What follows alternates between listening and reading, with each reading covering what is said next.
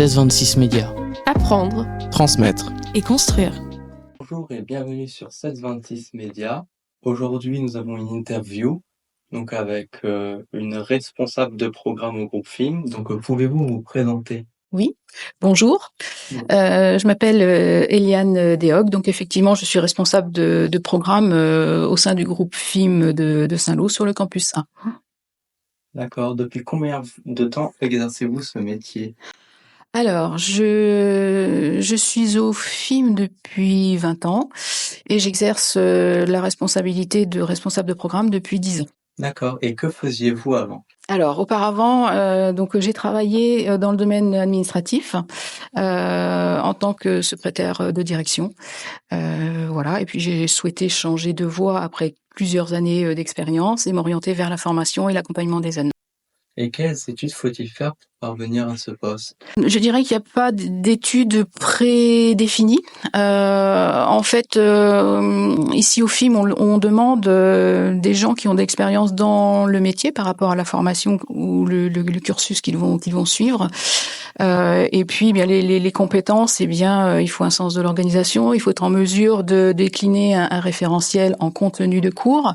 On doit être aussi en mesure de planifier, donc il faut avoir un sens de l'organisation important. Il faut être en mesure également d'accompagner les jeunes, mais aussi d'accompagner nos formateurs, voilà, pour qu'ils se sentent bien chez nous et que tout se passe bien. Est-ce que les études, c'est obligatoire ou c'est vraiment simple plus? Alors, je dirais qu'aujourd'hui, les études sont nécessaires. Pour accéder à ce poste de responsable, comme je disais tout à l'heure, il n'y a pas d'études prédéfinies. On part d'une expérience professionnelle et puis après, on a une appétence pour le domaine de la formation. Est-ce que ces études donnent accès à d'autres voies professionnelles? Oui, bien sûr, oui. Pour ma part, j'étais en mesure d'accompagner des chefs d'entreprise au quotidien dans la gestion de leurs entreprises, etc. Donc, on peut travailler dans tout domaine, en fait. Et quelles sont vos tâches au quotidien? Alors, au quotidien. Donc, effectivement, la planification des cours, l'organisation des séances pour nos formateurs ainsi que pour les élèves, l'accompagnement des jeunes. Également, nous accompagnons les intervenants, comme je le disais tout à l'heure, les relations avec les entreprises, puisque les formations que nous proposons sont en alternance. Ensuite, quoi d'autre? L'organisation des examens, l'accompagnement des jeunes pour le montage des dossiers, etc. Voilà, donc des tâches très, très variées. Pouvez-vous nous décrire une journée type? Je dirais que je n'ai pas de journée type. Elles sont toutes très, très variées. Donc, nous recevons des jeunes. Donc, bien entendu, je dois faire face à leurs demandes. Il peut y avoir des demandes d'entretien réguliers pour faire face à des difficultés différentes, etc. Donc, on est à l'écoute et dans l'accompagnement. Je suis à l'écoute également des entreprises et des tuteurs. C'est-à-dire que lorsqu'il y a des problématiques, eh bien, on doit être en mesure de les régler. Je m'assure du respect du règlement intérieur aussi. Voilà, le respect des horaires, le respect de la tenue, le respect tout simplement. Voilà, donc je m'assure de tout cela. J'accompagne mes formateurs également pour qu'ils se sentent bien chez nous. Sur quelle formation travaillez-vous au groupe FIM? Alors, je gère deux formations. Donc, une formation qui est un BTS gestion de la PME. Donc là, il s'agit de former des jeunes qui sont en mesure d'accompagner des chefs d'entreprise dans la gestion de leur entreprise au quotidien.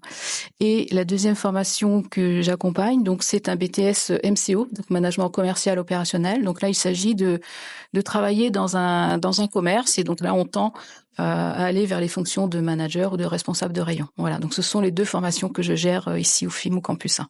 Et quels sont les avantages et les inconvénients de travailler dans le secteur administratif? Alors, sur le secteur administratif, donc les avantages, eh bien, c'est la diversité des tâches. C'est-à-dire on ne s'ennuie pas dans un travail administratif. Il y a toujours des choses différentes à régler, à mettre en place. L'organisation du travail, la gestion des incidents, des aléas, etc. Donc, c'est très, très enrichissant. Après, en termes de difficultés, alors suivant les entreprises dans lesquelles on peut travailler, parfois ça peut être le manque de contact, par exemple avec la clientèle ou des choses comme ça. Mais sincèrement, moi, le domaine administratif, c'est un travail qui m'intéresse beaucoup. Avez-vous des conseils à donner à une personne intéressée par l'administration? Eh ben, faut se former. Il faut se former. Donc, les tâches étant très variées, on peut aller vers des fonctions comptables, vers des fonctions plus administratives, des fonctions plus commerciales, etc. Donc, il y a plein de possibilités, suivant le secteur d'activité de l'entreprise dans laquelle on va travailler. Merci de nous avoir accueillis et d'avoir répondu à nos questions. Merci à vous. À très bientôt sur 726 Média.